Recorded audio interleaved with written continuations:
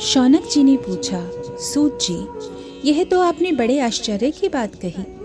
अवश्य ही यह भागवत पुराण योग वेत्ता ब्रह्मा जी के भी आदि कारण श्री नारायण का निरूपण करता है, परंतु यह मोक्ष की प्राप्ति में ज्ञानादि सभी साधनों का तिरस्कार करके इस युग में उनसे भी कैसे बढ़ गया। सूत जी ने कहा, शौनक जी, जब भगवान श्री कृष्ण इस धराधाम को छोड़कर अपने नित्य धाम को जाने लगे, तब उनके मुखार विंद से एकादश स्कंद का ज्ञानोपदेश सुनकर भी उद्धव जी ने पूछा।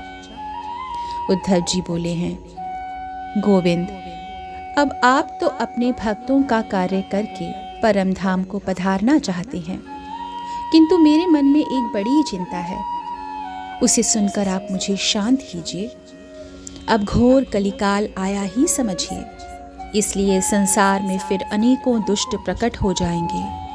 उनके संसर्ग से जब अनेकों सत्पुरुष भी उग्र प्रकृति के हो जाएंगे, तब उनके भार से दबकर यह गौ रूपिणी पृथ्वी किसकी शरण में जाएगी। कमल नयन, मुझे तो आपको छोड़कर इसकी रक्षा करने वाला कोई दूसरा दिखाई नहीं देता, इसलिए भक्त वत्सल, आप साधुओं पर कृपा करके यहाँ से मत जाइए। भगवान, आपने निराकार और चिन्मात्र होकर भी भक्तों के लिए ही तो यह सगुण रूप धारण किया है, फिर भला आपका वियोग होने पर वे भक्त जन पृथ्वी पर कैसे रह सकेंगे। निर्गुणोपासना में तो बड़ा कष्ट है, इसलिए कुछ और विचार कीजिए।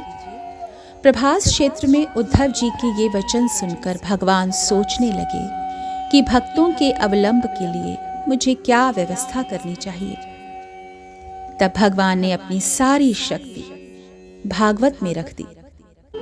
वे अंतर्धान होकर इस भागवत समुद्र में प्रवेश कर गए। इसलिए यह भगवान की साक्षात शब्दमयी मूर्ति है। इसके सेवन, श्रवण, पाठ अथवा दर्शन से ही मनुष्य के सारे पाप नष्ट हो जाते हैं।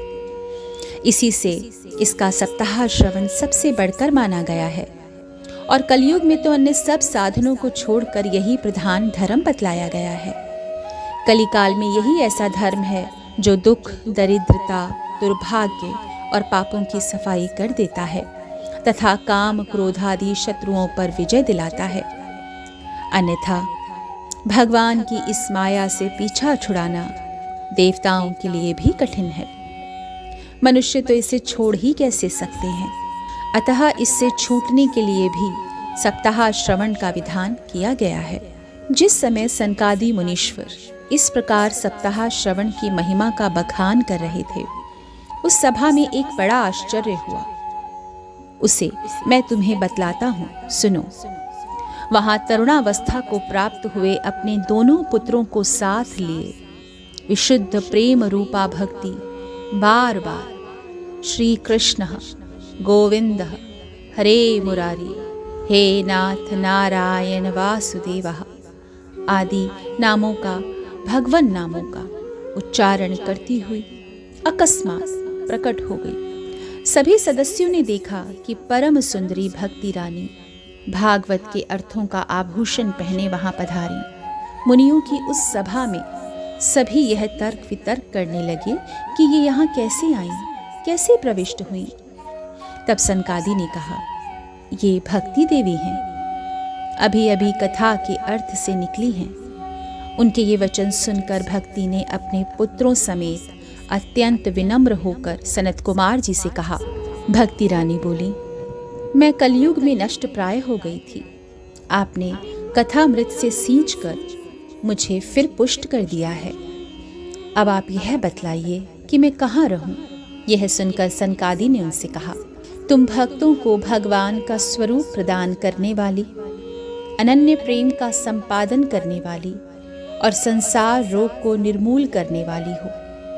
अतः तुम धैर्य धारण करके नित्य निरंतर विष्णु भक्तों के हृदयों में ही निवास करो। ये कलयुग के दोष भले ही सारे संसार पर अपना प्रभाव डालें, किंतु वहां तुम पर इनकी दृष्टि भी नहीं पड़ेगी। इस प्रकार उनकी आज्ञा पाते ही भक्ति तुरंत भगवत भक्तों के हृदयों में जा विराजी। जिनके हृदय में एकमात्र श्री हरि की भक्ति निवास करती है, वे त्रिलोकी में अत्यंत निर्धन होने पर भी परम धन्य हैं, क्योंकि इस भक्ति की डोरी से बंधकर तो साक्षात भगवान भी अपना परम धाम छोड़कर उनके हृदय में आकर बस जाते हैं। भूलोक में यह भागवत साक्षात परब्रह्म का विग्रह है। हम इसकी महिमा कहाँ तक वर्णन करें। इसका आश्रय लेकर इसे सुनाने से तो सुनने और सुनाने वाले दोनों को ही भगवान श्री कृष्ण की समता प्राप्त हो जाती है। अतः इसे छोड़कर अन्य धर्मों से क्या प्रयोजन है। इति श्री पद्म पुराणे उत्तरखंडे श्रीमद्भागवत महात्म्ये भक्ति कष्ट निवर्तनम नाम तृतीयो अध्यायः।